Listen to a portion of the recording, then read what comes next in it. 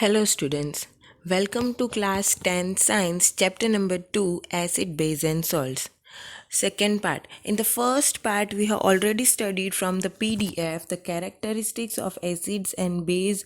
We have seen there the types of indicators and we have seen the most important topic there, reactions of acid. We have seen the reaction of acid with metals, reaction of acid with sodium with a hydrogen carbonates, sodium hydrogen carbonate and sodium carbonate. We have seen the reaction of acid with base, and at last we have seen the reaction of acids with metal oxides. In this part we are going to study several experiments of all that chemical reactions. First, we have studied how do acid and base reacts with metal. So to understand it more precisely, we are going to see its experiment. So setup of this experiment is something like this. You can see in the figure. Now what all things are there? You can see here stand is there, test tubes are there, dilute sulfuric acid, zinc granules, delivery tube, soap solution and candles. This much are the equipments need for this experiments. Now what we have to do? Take 5 ml of dilute sulfuric acid in a test tube and add few pieces of zinc granules to it. You can see in the figure in the test tube there is dilute sulfuric acid and zinc granules have been added to it. What do you observe on the surface of zinc granules? So student, here is one question that what do you observe on the surface of zinc granules? So the answer for this is hydrogen gas is bubbled around the surface of zinc granules. Okay, so you can see in the figure on the surface of zinc granules hydrogen gas is there present in the form of bubbles. Pass the gas being evolved through the soap solution means here the hydrogen gas which is formed that has to be passed through the delivery tube. From delivery tube it passed to the soap solution. Why are the bubbles formed in the soap solution? So here is again a question that why are the bubbles formed in the soap solution as the bubbles has been gas has been passed from the delivery tube. When it goes in the soap solution, there it is formed in the form of a bubble. So the answer for this question is that zinc granules react with H2SO4.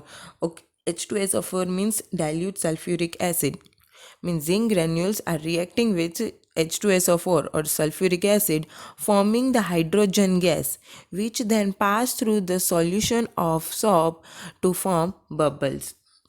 Okay, so that gas reacting with the soap solution and it is forming the bubble. Take a burning candle near a gas filled bubble. You can see in the figure a burning candle has been put near this bubbles. So what do you observe? Again it's a question that what do you observe?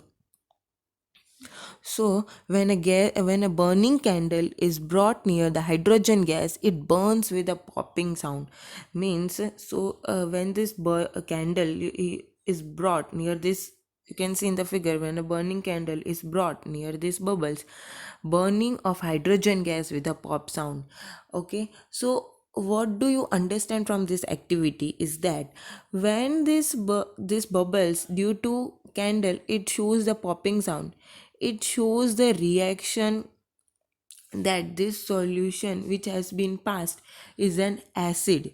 Means when acid react with soap solution it forms bubble, and that bubbles when gives the cracking popping sound because of the candle, it means that the solution is acid and the gas that evolved is hydrogen gas.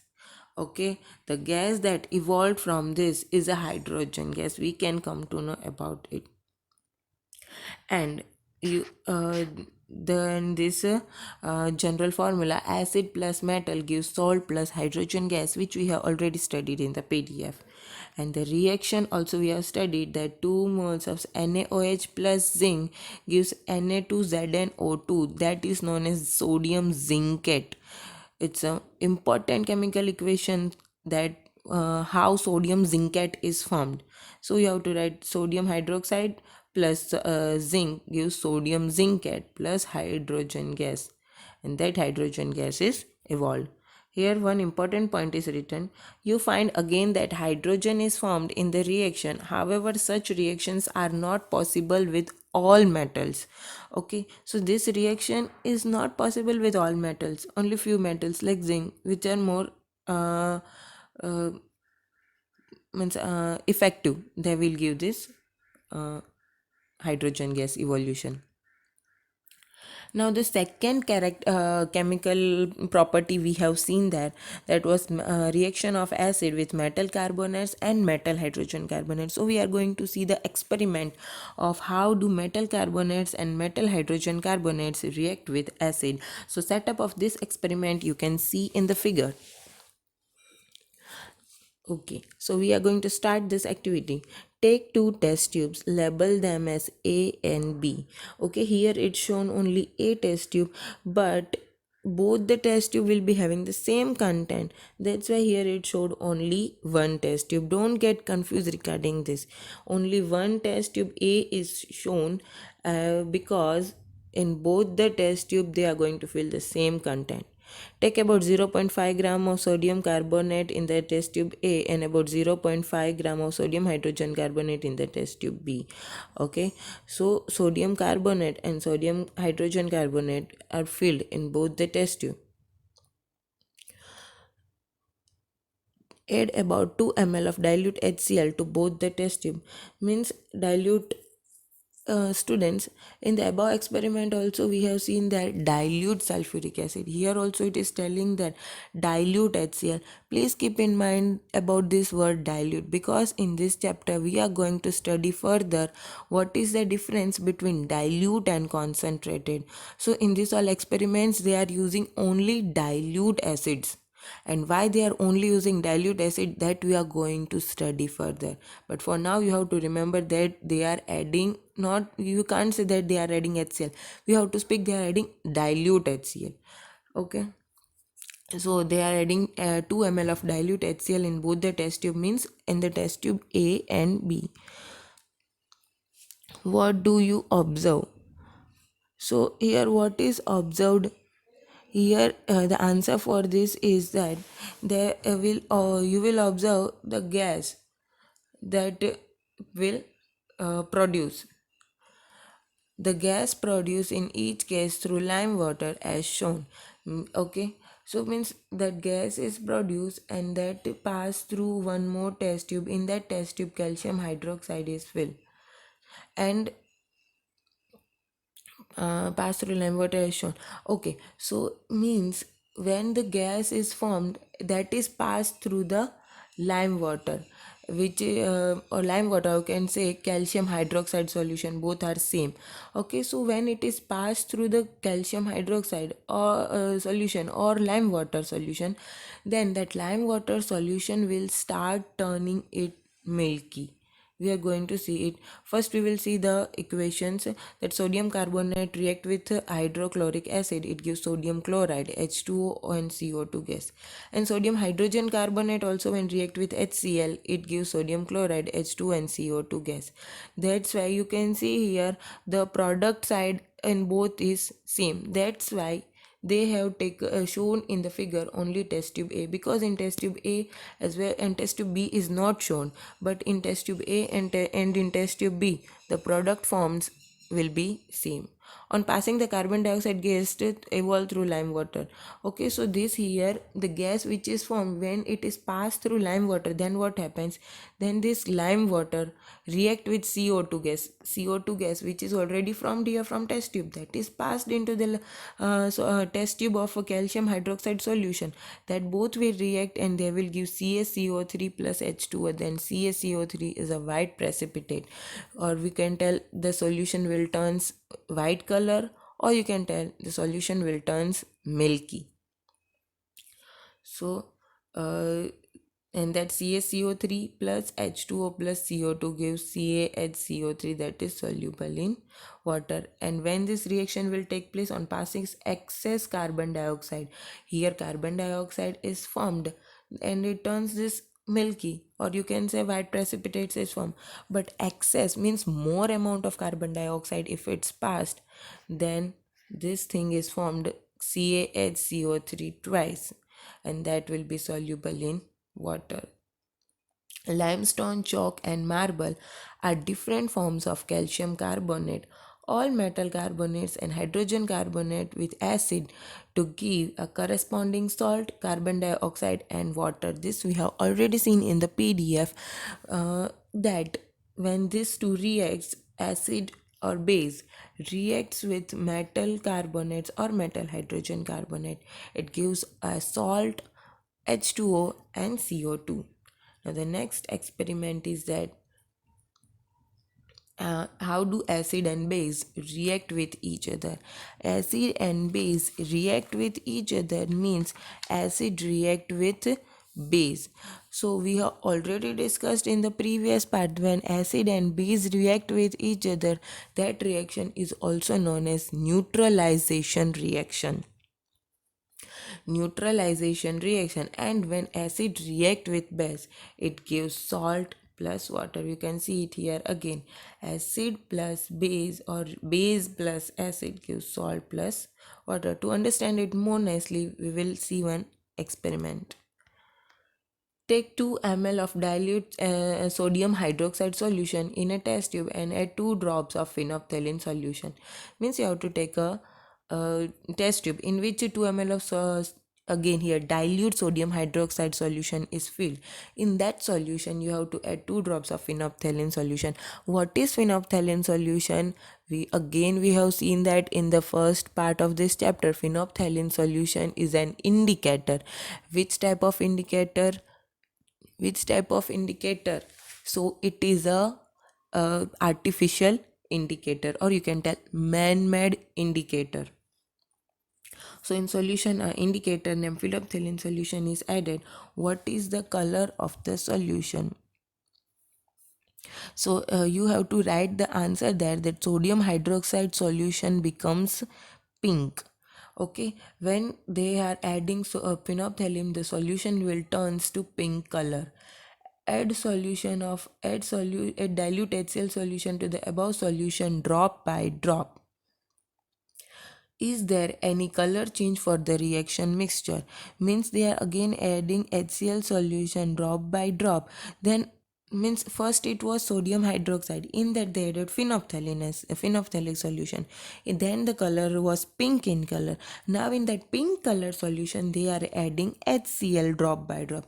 So what we will observe there, here is a question. For that question you have to write the answer, that pink colors disappears because of phenolphthalein. The pink color which has formed there will be disappear because of drop by drop HCl mixing.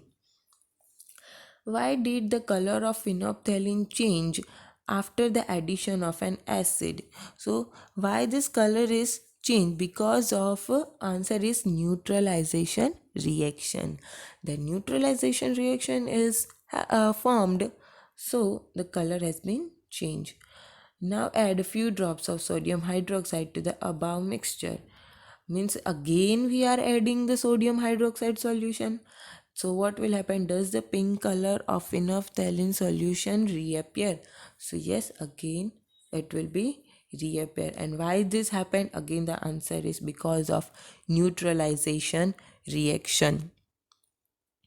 Now we are going to study about the last reaction, that is the reaction of metal oxides with acid. The general formula for this is metal oxide plus acid gives salt plus water. It's a very small experiment and very easy also. But in this for this chemical reaction also, we have seen one point in the previous part, is that metal oxide reacts as base. If you remember, I have said that metal oxide will also react like a base only. So it is something again the same thing that when reaction of metal oxide, or you can say base with acid, so if base is reacting with acid, it is going to give salt plus water. That's why you can see the general formula given here: metal oxide plus acid gives salt plus water, which is same as neutralization reaction. And you have to give reason also that metal oxide reacts like a base. Take a small amount of copper oxide in a beaker and add dilute hydrochloric acid slowly while stirring. Means in a copper oxide solution, you have to add the hydrochloric acid slowly while stirring. Note the color of the solution. So the color, because of this copper oxide and this acid, hydrochloric acid, the question is asked, note the color of the solution. What happened to the copper oxide? So the color of the solution will become black in color. You have to write the or else it will become blue green in color. And the copper oxide solution was already black in color, and because of adding this hydrochloric acid it will turns blue green in color.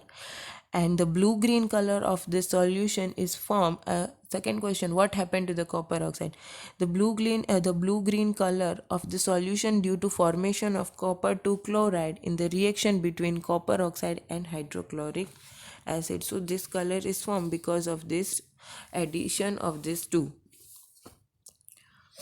And also you have to remember its general formula and its example with chemical equation, which we have already seen in the previous part. Now, reaction of non-metal oxides with base.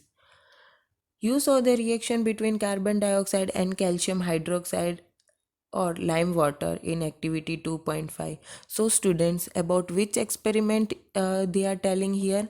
About the experiment of that reaction of acid and base with sodium carbonate and sodium hydrogen carbonate. If you remember, there we have discussed that carbon dioxide gas is reacting with the lime water. So here we are discussing about this thing.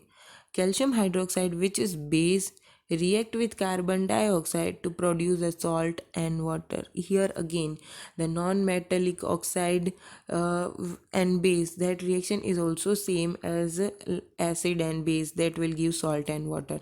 Since this is similar to the reaction between acid and base, so we can conclude that non-metallic oxides are acidic in nature. Student, very important thing, non-metallic oxides are acidic in nature. So that's why acid and this reaction with base will give salt plus water, and this metallic oxides are base in nature and they react with acid and they will give salt plus water.